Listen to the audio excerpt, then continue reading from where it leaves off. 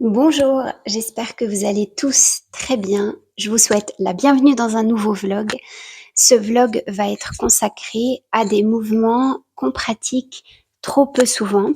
Ce sont les mouvements de type balistique et les mouvements en rotation.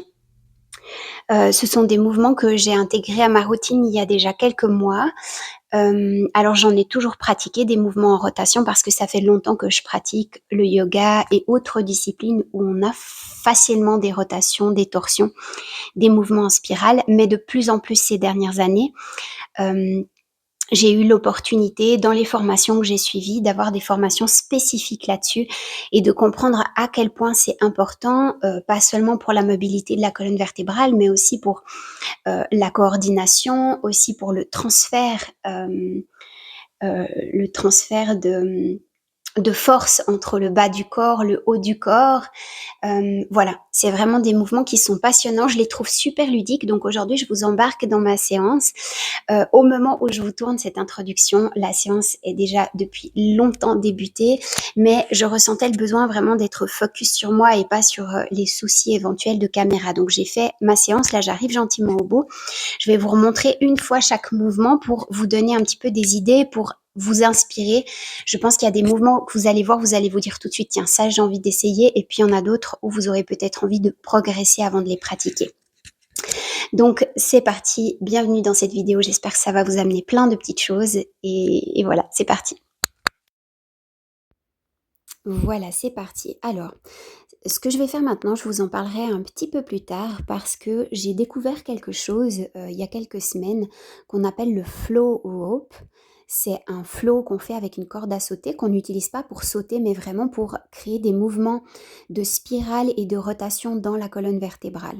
Donc ça, je vous en parlerai quand je maîtriserai un petit peu plus, mais comme ça faisait partie de mon échauffement, je me suis dit que peut-être en regardant ce vlog, ça vous intéresserait d'aller faire quelques recherches par vous-même sur le flow avec la corde à sauter.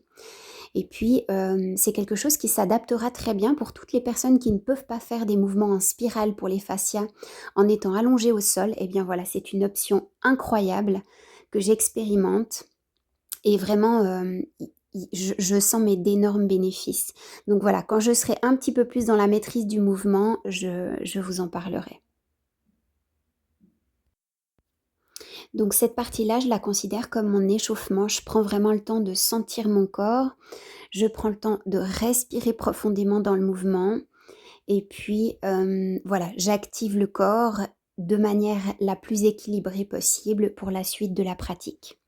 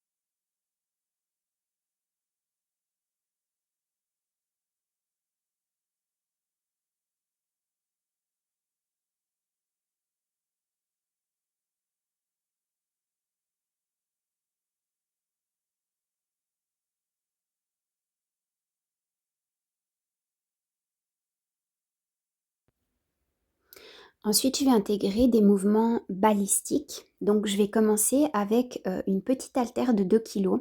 Et puis, je vais faire des mouvements de balancier. Donc, ici, on peut le faire avec les deux bras en même temps. Dans cette version-là, j'ai choisi un bras à la fois. On peut le faire sans poids aussi. Je veux juste continuer à intégrer des mouvements en rotation.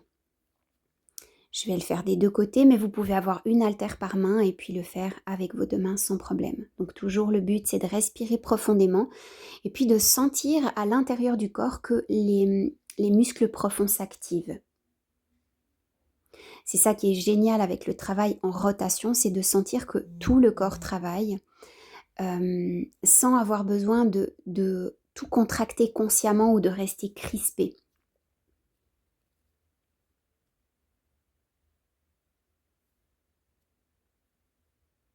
La respiration est très importante dans ce genre d'exercice.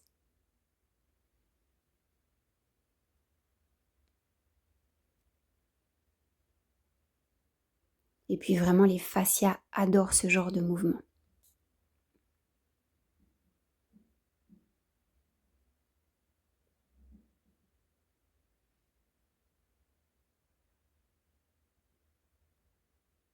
Donc encore une fois, ce sont des mouvements qui vont me servir autant d'échauffement que de mobilité. Ici en particulier pour ma mobilité d'épaule.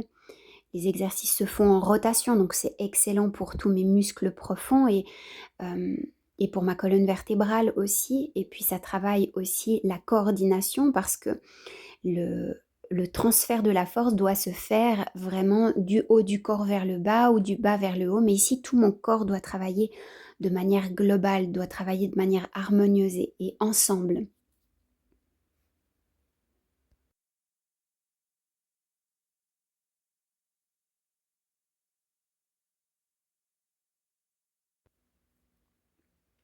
Voilà, à partir de là, je vais rajouter des charges un petit peu plus lourdes. Je vais faire quelques mouvements de swing. Donc ici, c'est vraiment un mouvement, c'est pas du tout avec mes bras que je fais ce mouvement, c'est vraiment mes hanches en fait. C'est le balancier avec mes hanches, flexion et extension, qui font que le poids va se diriger vers l'avant et revenir vers l'arrière. Ici, je respire profondément.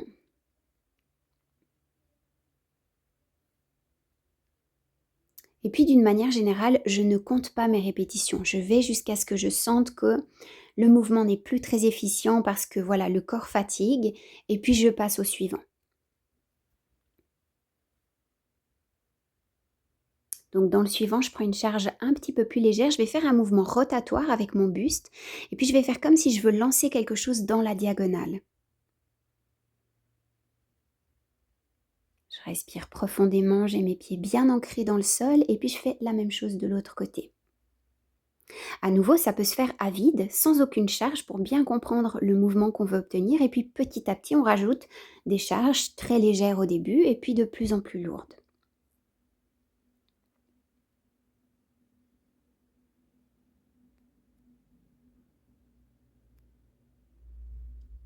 Ensuite, je suis venue travailler en fente au sol. Donc ici, si j'ai mon pied gauche devant, je vais avoir mon bras gauche tendu vers le plafond. Ma main droite, elle, va chercher à venir au sol ou mon avant-bras droite. Et puis, je fais une rotation avec mon buste et quand je me repousse du sol, c'est vraiment à la force de mes jambes et de mes abdominaux profonds, mais pas du tout avec l'élan de ma main qui est au sol.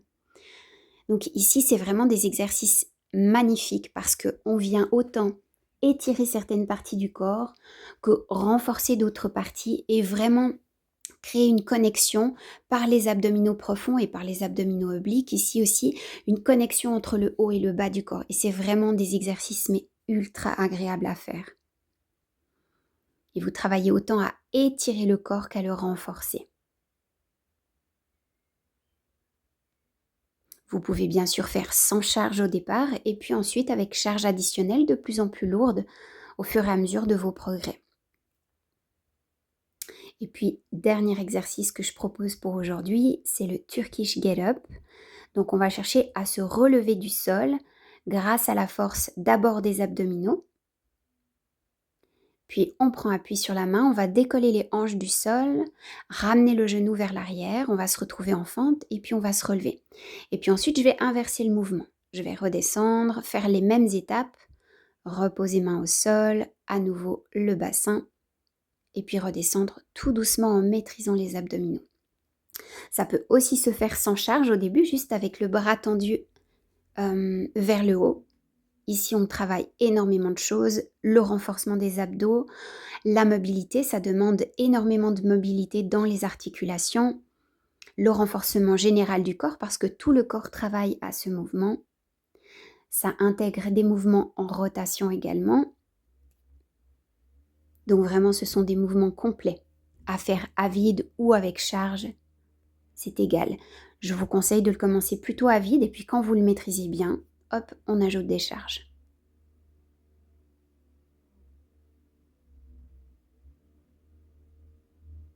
Ce sont des mouvements super importants parce que ça nous permet de garder avec l'âge cette capacité d'aller au sol et puis de se relever du sol.